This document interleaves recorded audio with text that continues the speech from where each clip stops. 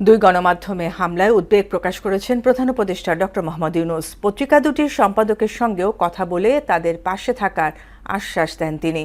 এদিকে এক বিবৃতিতে ছায়ানটে হামলার ঘটনায় জড়িতদের আইনের আওতায় আনা হবে বলে জানিয়েছেন সংস্কৃতি উপদেষ্টা। ঘটনাস্থলে এখনও ভিড় করছেন উৎসুক জনতা। মুদাসসির আলীর প্রতিবেদন। যুদ্ধের ভয়াবহতা নয়, শীর্ষ ইংরেজি পত্রিকা ডেইলি স্টারের চিত্র এটি। ইনকিলাব মঞ্চের মুখপাত্র উসমান হাদির মৃত্যুর ক্ষোভে পুড়েছে প্রতিষ্ঠানটি। ভবনটির নিচ থেকে পঞ্চম তলা পর্যন্ত হয় আক্রমণের শিকার।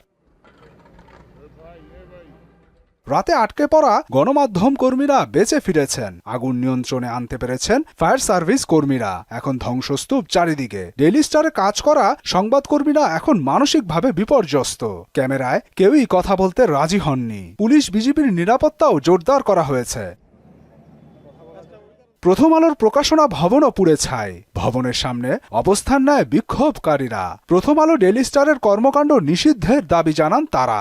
যতদিন না পর্যন্ত আমরা বিপ্লব সম্পূর্ণ করতে পারি, এবং এই যে প্রথম আলো, আমি এখানেও সুশীলতা দেখাচ্ছি না, এই প্রথম আলোর মতো যতগুলো ভারতীয় আধিপত্যের আগ্রাসনকে এস্টাবলিশ করার জন্য যারা কাজ করেছে তাদেরকেও গুড়িয়ে দিব। আমরা এই যে প্রথম আলোর কার্যক্রম, এটা আমরা আপাতত বন্ধ চাই না।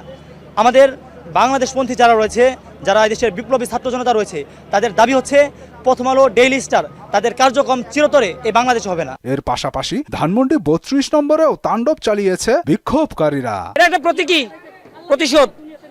এই প্রতিশোধ কিন্তু আমরা আওয়ামী লীগের বাড়িতে বাড়িতে গিয়ে করতে পারি, কিন্তু আমরা করবো না। আমরা সন্ত্রাস না। শেখ হাসিনা যত খান বসে, যত কলকাঠি নাড়াবে, যত মাস্তানি করবে, আমরা তত শক্ত হব। ছায়ানট সাংস্কৃতিক ভবনও হয় আক্রমণের শিকার। শিক্ষার্থী ও অভিভাবকরা মানসিকভাবে ভেঙে পড়েন। তো আমি যখন সকালবেলা শুনলাম যে এখানে এরকম হামলা হয়েছে, তখন আমার খুব কষ্ট লেগেছে। একটা শিক্ষা প্রতিষ্ঠান এবং সাংস্কৃতিক আয়োজন যেখানে হয়, তো সেখানে আসলে এই হামলাগুলির কারণটা আমাদের একটু আসলে চিন্তা করা দরকার। আমি দেখলাম যে আমার স্কুল তছনছ অবস্থা, খুব খারাপ। আমি নিতে পারছি না। আমি আমার মেয়েদের হৃদয় ভেঙে গেছে।